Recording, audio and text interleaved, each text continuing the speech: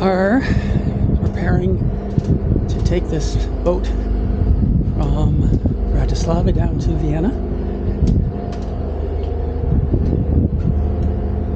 And it's fairly empty. A lot of people disembarked when the boat arrived from Vienna. But it looks like it's not going to be that busy.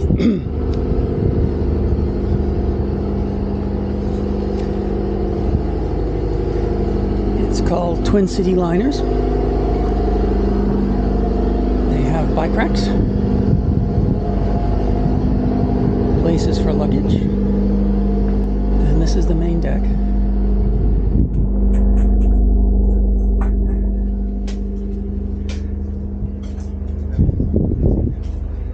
That's quite cool.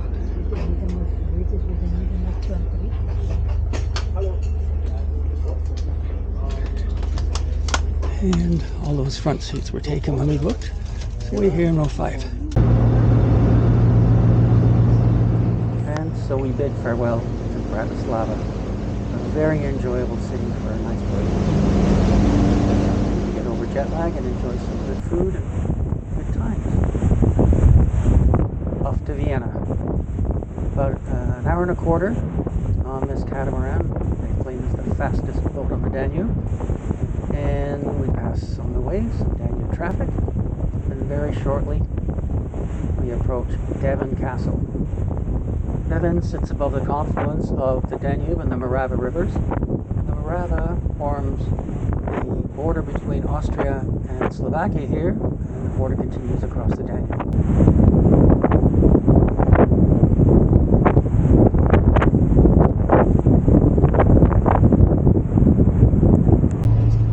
We'll find ourselves in the narrow waters of the Donau Canal, the Danube Canal, the Donau being the German name or the Austrian name for the river.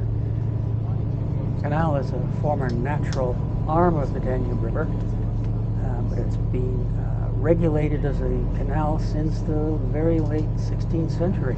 Dropped off at Franz Joseph's Quay below Schwedenplatz, almost in the heart of the center. Head up to our Airbnb. Thank you for choosing us. I'd like to remind you to hold your passport or identity card ready for Austrian border control. I wish you a pleasant stay in Vienna or a good onward journey. Goodbye. Next morning we head back across the canal to begin our exploration of Vienna. And the weather, Albena. It would have been sunny our entire week in Bratislava. It's now getting overcast. That's an omen of things to come later on in our trip.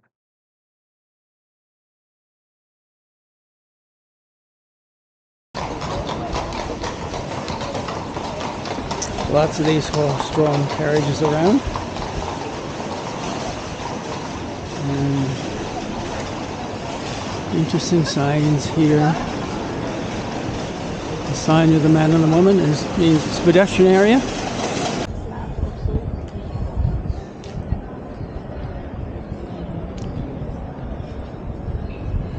Which is, I really hate going into churches and cathedrals where there's all gold and ornate stuff, because of the way that the churches and historically have taken the money of those who can't afford to give, just so people can believe that they're going to heaven if they do.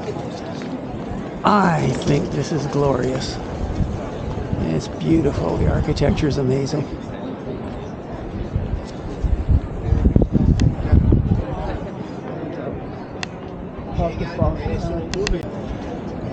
So less than 10 minutes from where we're staying, we find ourselves in the center of Vienna. It's just a trifle busier than Bratislava was, just a bit.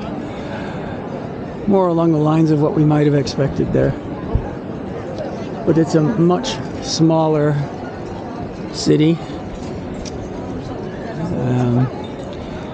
Vienna has a big city vibe, and Bratislava has a small city or small town vibe.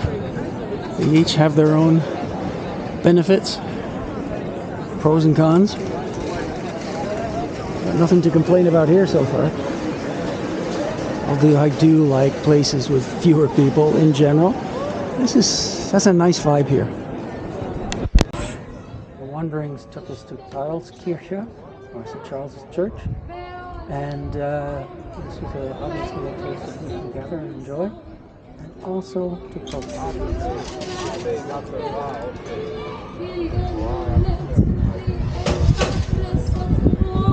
Everybody's enjoying themselves here. Kids in the playground behind.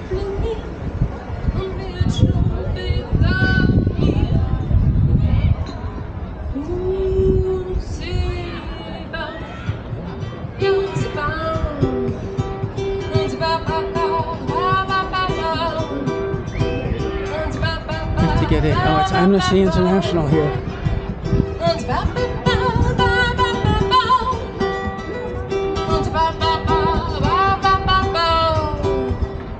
Und sie bauen einen Lift zwischen zwei Bergen. Und der Schnee kann unter mit dem Schneemantel nicht merkt. Und sie bankieren dann ab für die brennenden Düsen nieder, damit die Viecher was zu fressen. Und wir fressen die Viecher. Our exploration of cities tends to take us places we wouldn't necessarily have thought of, like this beautiful Russian Orthodox cathedral and the 1945 monument to the Soviet soldiers killed during the Vienna offensive. To escape the busyness of the city, we crossed the canal into the Prater, a huge public park containing many different activities and places to eat, and bicycle paths and walking paths. An absolutely delightful place that one could spend full days in without actually exploring. There, and he's going out that way. So this is the end of the line.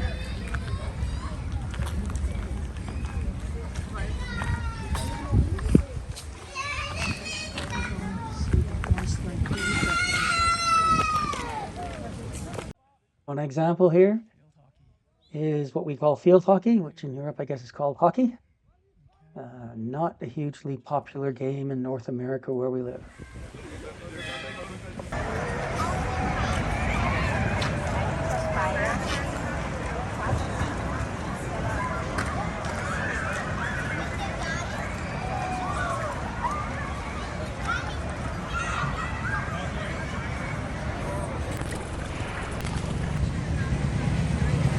We have the train coming by.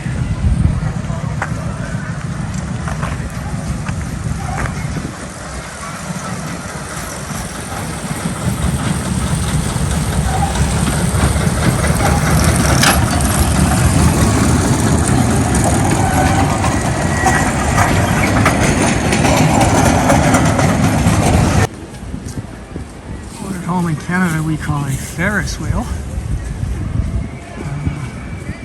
Vienna tells me they always call them Vienna wheels, possibly after this Vienna wheel.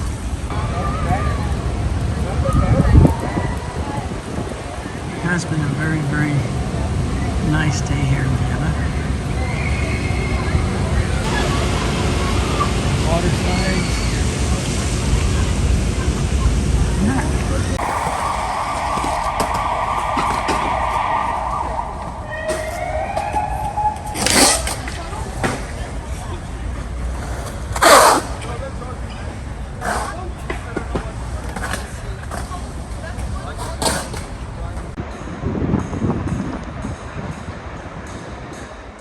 We returned many times to this part of the canal because we crossed this bridge to and from the city every day.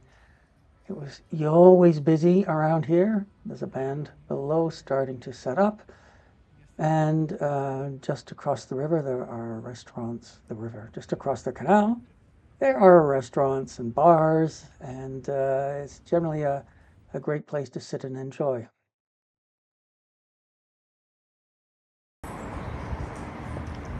We've walked, it's our last day here, we've walked to the Kunsthaus Museum unter Wasser, Modern Art Museum, mostly just to see the facade, which because of all its curves and bits and pieces kind of reminds me of Gaudi. I know it's not, but it makes me think of that. He didn't like Hundertwasser, who changed his name from Stowwasser, Stow being the Slavic for 100, and Hundert being the German Viennese for 100, didn't like straight lines. And he was an architect and artist, designed many, many buildings and places, and a whole lot of art, and was really, really quite visionary. So he created also this village, which we're looking at now, and we had a great time wandering through there and just enjoying his style and his vision, and something entirely different from Teutonic Vienna, whose big, tall, square, imposing buildings had grown on us in a not so positive way. So this was great. This was a relief, our final day in Vienna, and a fun time. Finally, a few pictures that we didn't fit anywhere else. Our room at the Prize Hotel at the Central Railway Station on our way back through town. Trabant, which I always like pictures of Trabants. And the funniest one to me is a snowplow, a ladder. Thanks for joining us.